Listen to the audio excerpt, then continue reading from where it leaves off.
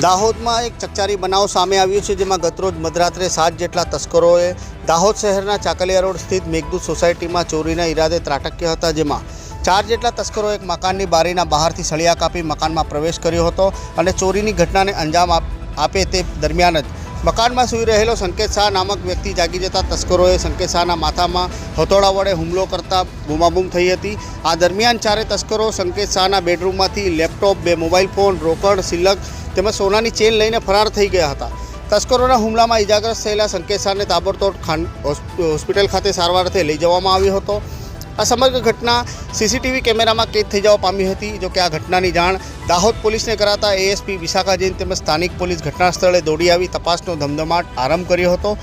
અત્રે ઉલ્લેખનીય છે કે ચોરી કરવા આવેલા તસ્કરોએ સોસાયટીના અન્ય મકાનોને બહારથી બંધ કરી દીધા હતા। જો કે આ વિસ્તારમાં ટૂંકા ગાળામાં ચોરીની ત્રીજી ઘટના બની હોવાનું હાલ સ્થાનિકો જણાવી રહ્યા છે।